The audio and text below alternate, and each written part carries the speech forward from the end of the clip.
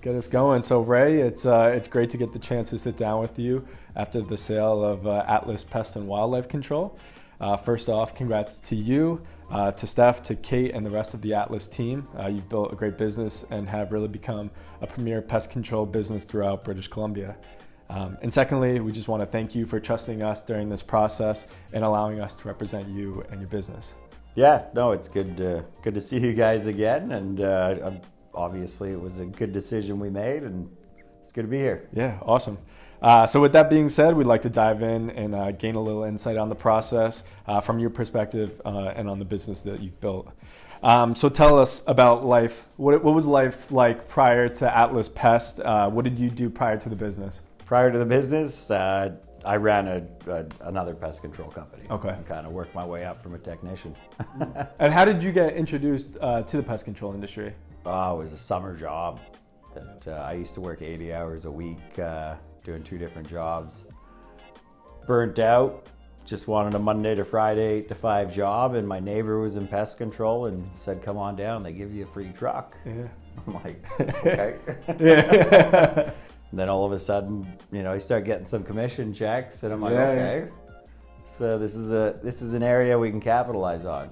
Yeah. And hell, that was 20 years ago almost. Yeah, right. No, that's awesome. Yeah. So then fast forward to 2015, and you start Atlas Pest out of Kate's home office. Mm-hmm. But then fast forward from there 8 years later, and you have 50 employees. You're one of the largest pest control companies in British Columbia. How did you grow in such a short time? I just pedal to the metal. It's all a blur. I did a lot of studying on rapid growth and how companies can get big fast, and then studied a lot on how big corporations allocate money. And it's funny, you take a business class and they say you should spend 2-3% on marketing, but then you study Coca-Cola and they're spending 10 to 20% on marketing.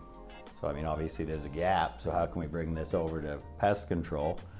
And so you've seen our numbers. We spend a lot on marketing, a lot on taking clients out, a lot on just putting it back into the business. Yeah.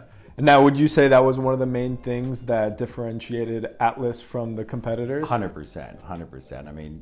You look at, we had a box at Rogers Arena where the Canucks play, and you're doing a lap around the rink. You got Tech Metals, you got Lawson Lundell, you have Waste Management, Coca-Cola. Yeah. You're never going to see a pest control company there. Right. And it's the same with all of our clients.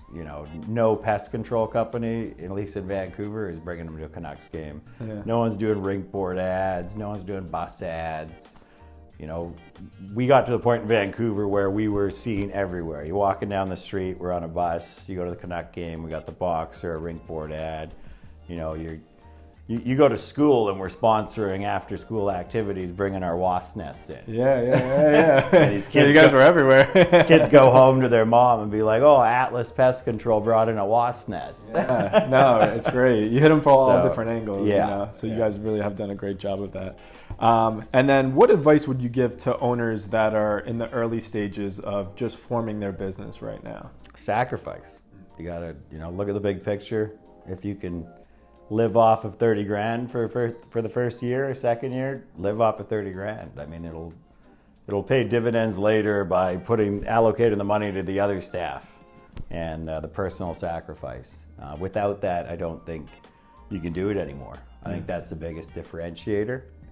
Everybody gets to their 1, 2, 3 guys, with their wife or their sister answering the phone. And to make that leap, you have to kind of overhire. But to make that money back, it's going to fall back on the business partners to take a bit of sacrifice out of the gate. Yeah, no, that's awesome to hear. And then going into the engagement process, so prior to retaining the Aus Group, what made you make the decision to sell your business, and what were the driving factors and motivations in making that decision? I was, when I started the business, I had 4 business partners, so there's 5 of us. Every mentor of mine, everyone I talked to kind of laughed and said, there's no way 5 business partners is going to work. You know, it's just not. And, you know, they all bet against it, and there's no way all 5 will be there at the end. We kind of got to a point where, you know, the money was right. Everyone can make a lot of money, and the team that started together was able to end together. And I thought that was a cool thing. I didn't want it to be one of those things where 5 of us started the journey, 2 of us ended, and then 3 people had regret and jealousy at the end. You know, I should have stayed in, or whatever happens. But it was at a point where we were all civil. Everyone was still friends, and we started and ended the journey together. And I think it was just the perfect point in time. Yeah. I felt like the next growth step, you know, there was going to be some of us at odds with each other possibly, yeah, right. And I didn't want to go there. No, yeah, that's awesome. No, your story is really awesome, and no, I really appreciate that. So the business was at that point. You guys were already at that point. What made you choose the Oust Group? I met Stuart 15 years ago at a Pest World conference. I used to be the #1 bird sales guy in British Columbia, so I used to deal with Bird Be Gone a lot, and which was owned by Bruce Donoghue, and Stuart was friends with him. And once a year they have their family dinner with all their biggest customers / friends. Yeah. And I met Stuart and his wife, I guess your mom and dad, at this dinner, and at that time he still owned the pest control company. And then a year or 2 later, I saw him again, and he had sold, and he had gotten to the M&A, and I just, you know, with that group, it was such a good group of people that he was the first person I thought of, because, you know, if you're going to get into something like this, you want it to be someone you know. Yeah. Didn't know him well, but, you know, you are who your friends are. Yeah. And, you know, Stuart and Bruce and whatnot, they seem like good people, so. Yeah, no, that's awesome. And then getting into the engagement process, from the marketing to the final closing, how would you describe like just the overall process in general? It was great. It was great. I mean, it's a slow process, but you know, you learn to respect it as you go, and seeing what you guys are doing for the deal. And it's funny. It starts out frustrating because, you know, you make the decision to sell, and then things take a little while. Yeah. But then as you go through the process with you guys, you start to realize, you're like, well, I wouldn't have done that. I wouldn't have done that. I wouldn't have done that. And then you're like, okay, like this all makes sense now. Like, I'm glad I didn't do it on my own. Right. Yeah, no, that's awesome. And then when it came to marketing your business, you know, what stood out about the presentation that we created, and how did it communicate your story? I was just, I think everything kind of just fits together. I don't think there's one part in particular. I think showing pictures of the fleet, showing the growth, showing you know, the future growth projections. I think you guys include everything that's kind of needed there. I don't think there's one part that stands out. I think the whole package together kind of makes you sit back and be like, yep, in a nutshell, that's what it is. Yeah. And it's like I said, I mean, I might put something together to sell my business, but it's not going to be to that quality. It's not going to hit all the notes you guys hit. Yeah, I appreciate that. Yeah, thank you. And then regarding the negotiation and due diligence that took place, how did the Oust Group handle that aspect on your behalf? It was great. Again, like, you go into a situation, I mean, I've been to 1 million deals with clients selling a service.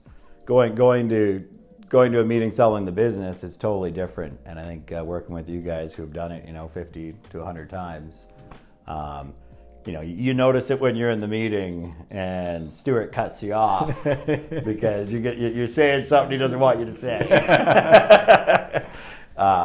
So, you know, as you go through the process, you're like, okay, all right. Oh, that's funny. No, that's great. And, you know, all of us at the Oust Group, we really enjoyed working alongside you during this process. You know, you've really built an amazing business in such a short amount of time, which is really incredible. What about us? You know, what stood out to you about just working with us in the Oust Group? I think you guys are, you know, you're real people. It's one of those things, but you all worked in pest control. You know, your father owned the pest control company. You've been through the sale of a pest control company.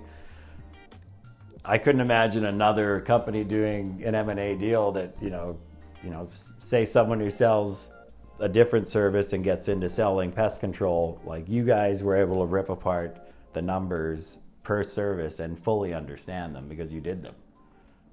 You guys would be able to say, oh, bed bugs this, rodent maintenance that, and allocate everything without having for me to walk you through everything because you guys already know it all inside and out.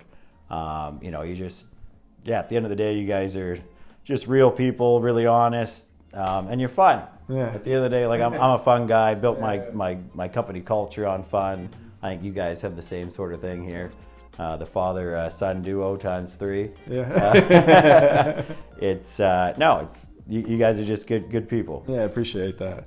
And now shifting gears, now that you're transitioning from the business, what other ventures are you currently in or looking to get into? I'm taking a bit of time right now. It still hasn't fully set in. I'm still consulting for another month or 2 here. But yeah, I'll probably get into another recurring revenue business of some sort. I mean, I'm 36 years old, so I'm not going to stop working. Yeah. And it's fun. At the end of the day, the growing stages of a business, it's a lot of fun. Even when I was year 1, you saw the numbers. Year 1, I made $12,000 a year. I had a great time. Yeah. When you're seeing the growth daily. And then you get to, your 50, 52, 53 trucks on the road, 60 attitudes when you're including office staff and everything. And that's when it becomes the balancing act and the stress adds up. But the building a company from the base it's a lot of fun. Yeah. No, that's awesome. It's nice to see now that, you're transitioning from the business and you do have these things lined up. What would be your advice to those that, are hesitant because they don't know what their next step might be? Well, hopefully you can afford it and just take the time, take the moment. I don't know.